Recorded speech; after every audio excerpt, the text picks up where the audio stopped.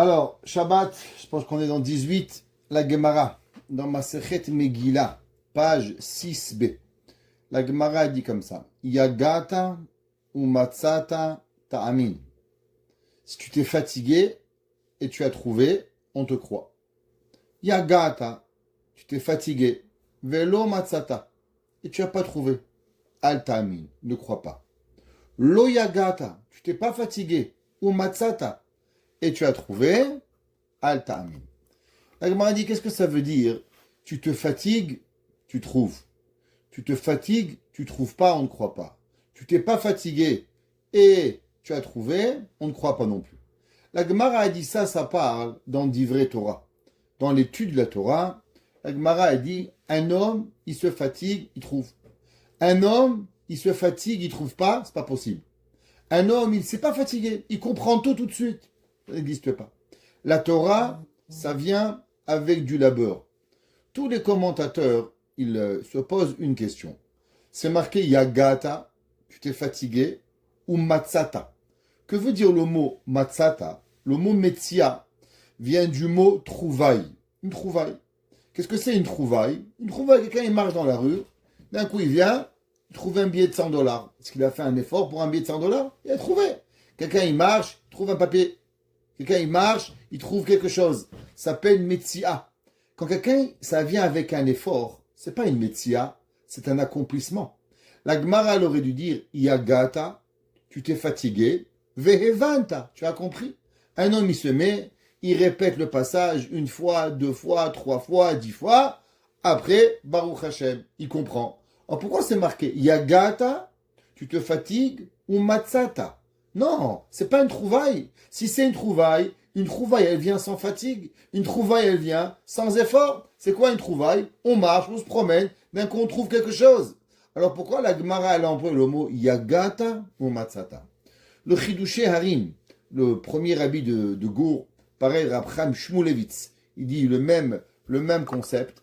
Il dit Rab Chaim Shmulevitz et le Chidushé Harim que la Torah, l'effort que tu fais, il n'a rien à voir avec la compréhension. En mathématiques, quelqu'un il fait un problème mathématique, il fait multiplication, addition, soustraction, division, il a mal calculé, il répète, il trouve une solution mathématique. Comment? À force de faire, alors il va trouver une solution. C'est pas compliqué. Tu t'assois et après tu vas comprendre. La Torah, ça marche pas comme ça. La Torah, un homme il fait 1, 2, 3, 4, 5, 6, 10, 20 fois. Pourquoi tu comprends à la fin? À la fin, c'est pas l'accomplissement de ton effort, c'est un cadeau d'Akadosh Baruch Hu. Yagata, tu te fatigues, Matzata, le bon Dieu te donne. Le bon Dieu, la première fois, tu as bien lu. La deuxième fois, tu as bien lu. La 10e fois, tu as bien lu. La 100e fois, tu comprends pourquoi. Pas parce que tu as mal lu à la 99e fois, parce que Akadosh Baruch Hu, Yagata ou Matzata. Quand un homme, il fait un effort, alors Akadosh Baruch Hu, il lui fait trouver. C'est à lui. Si c'est comme ça, on va essayer de comprendre. Depuis des semaines, on parle d'un concept qui s'appelle le Shabbat. Comment on doit se préparer au Shabbat. Combien toute notre semaine, elle doit venir et elle doit vivre en fonction du Shabbat. Comme on a raconté. Beth Shammai, depuis dimanche, il commençait à aller au marché pour pouvoir savoir qu'est-ce qu'il mangeait. Et toute la semaine, il mangeait de Shabbat. L'homme, il doit préparer dimanche, lundi, mardi, mercredi. Depuis dimanche, on parle de Shabbat. Et la sainteté du Shabbat, elle ne peut pas venir à la personne si la personne, elle n'a pas une préparation. La Gemara dit à Toreach Be'erev Shabbat, Yochal Be'Shabbat. Tu te prépares au Shabbat, tu manges Shabbat. Tu te prépares pas au Shabbat, alors tu manges pas Shabbat. Pourquoi on a l'obligation, pour les hommes en tout cas, de faire Shne Mikra Ve'echad Targum, de lire la Torah au moins 2 fois, avec le commentaire, la traduction de Targum ou de Rashi, ou les deux, d'après certains, pour avoir le goût du Shabbat. De quoi elle parle la paracha? Bereshit, Noach, Lech Lecha, Shemot, Vaïra, Bo, Beshalach. Un homme, il ne sait pas la paracha, il ne peut pas savoir ce qui se passe la semaine. La semaine entière, elle se trouve dans la paracha. Alors pourquoi c'est marqué dans la Gemara? Matana Yeshli Bevet Genuza Ve Shabbat Shema. Le Sefat Emet, il dit je comprends pas. Si le Shabbat, c'est le fruit d'un labeur, alors pourquoi la Torah a dit Matana yeshli bevet genuzai. J'ai un cadeau dans mes trésors. Vous invitez quelqu'un à venir à la maison. Alors il peut vous amener une bouteille de vin, il peut vous amener rien. Hein, vous connaissez l'histoire. Il y a un jour un gars, ils ont fait un barbecue. Il dit moi j'amène du pain. L'autre il a dit moi j'amène du gâteau. L'autre il a dit j'amène du vin. Et dit moi j'amène mon frère. Ok? Chacun il peut amener rien. C'est possible qu'il amène rien. Alors quand vous recevez quelqu'un, il vous reçoit à la maison, il vient, il vous offre un cadeau. C'est pas le cadeau, il est pas attendu. Si c'est attendu, c'est pas un cadeau, c'est un paiement. Un cadeau, c'est quelque chose qui veut vous faire plaisir. Vous avez votre mère, votre père, votre soeur, votre femme, votre mari. Il va dans un magasin, il trouve une paire de chaussettes, une ceinture, une kippa, il vous l'amène. Ah, ça fait plaisir. C'est quoi? C'est pas le prix. C'est qu'il a pensé à vous et qu'il vous donne quelque chose de cadeau que vous aviez pas pensé. Ça vient sans effort. Alors pourquoi le Shabbat? Si le Shabbat, il est un cadeau, alors pourquoi on doit se préparer? Le Sfatem il dit, la même façon qu'on a dit pour la Torah, que l'effort, il n'a rien à voir avec le résultat. L'effort, il est obligé de la personne. Akadosh Baruch Hu demande Adam le Amal Yulad. L'homme, il a été créé pour faire un effort. Vous savez, la veille de Purim, c'était la Hiloula de Rav Moshe Feinstein. Rav Moshe Feinstein était le grand décisionnaire halachique qu'on a eu au XXe siècle, qui a répondu pratiquement à tous les plus grands responsables modernes que tout le monde, la génétique, elle s'est créée, le début, la fécondation in vitro, les avortements, toutes les questions que le monde s'est posé pré-Holocauste et après-Holocauste, électricité, ascenseur, tout ce genre de questions que le monde n'avait pas encore de connaissances. Rav Moshe Feinstein, il a répondu.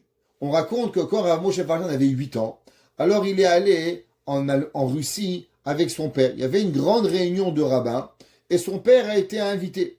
Et quand il était à la ville de Saint-Pétersbourg, alors le petit garçon était avec son papa. Alors son papa il lui a dit, va dans la chambre à côté, prends une Gemara, Baba Kama, et va étudier. La réunion a duré 4 heures.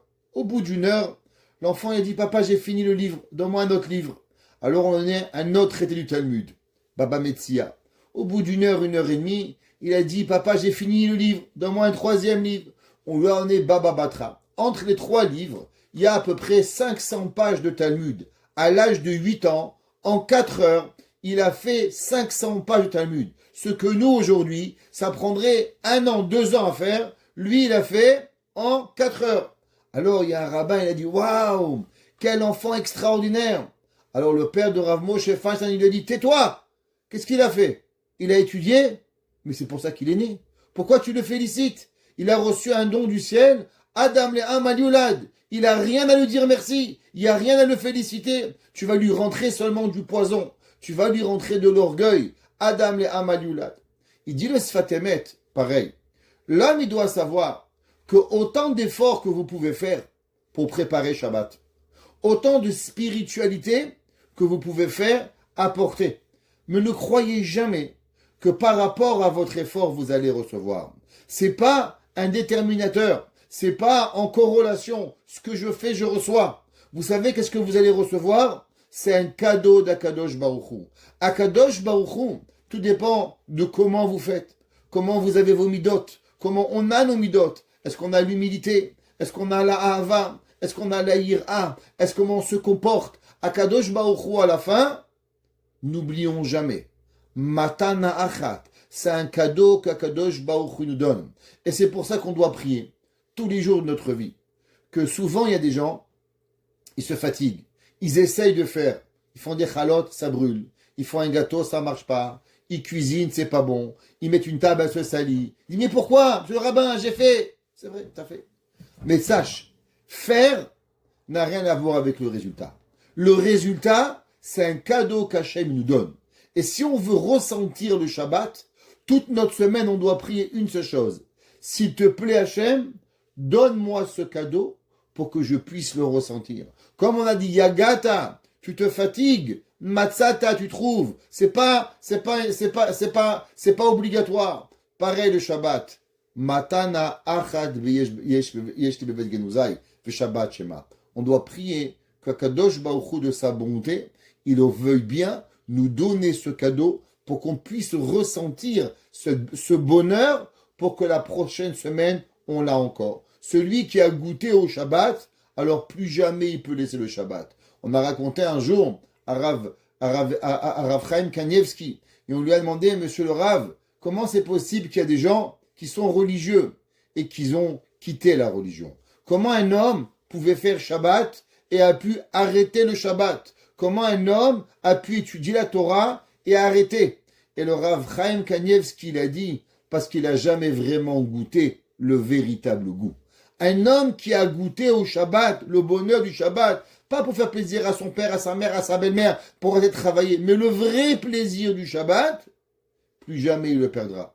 Celui qui a goûté le goût de la Torah, croyez-moi, il n'y a rien qui peut donner. Quelqu'un qui étudie, un homme qui a le plaisir d'un shiur de Torah, aucun plaisir au monde il pourra enlever. Vous pouvez aller à Hollywood, vous pouvez aller à Walt Disney, vous pouvez aller à la plage. En aucun cas, vous allez pouvoir sentir le plaisir de la Torah qui nous donne. Yagata, on se fatigue, matzata, le ta'anoug, le plaisir. C'est pour ça que le Shabbat s'appelle comment? Vekarata la Shabbat oneg. Un homme, il doit appeler son Shabbat un plaisir.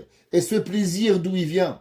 Quand on a goûté ce véritable plaisir, alors plus jamais on a envie. C'est pour ça que souvent les gens ils posent la question, pourquoi le Shabbat, c'est la mitzvah où on doit avoir du plaisir?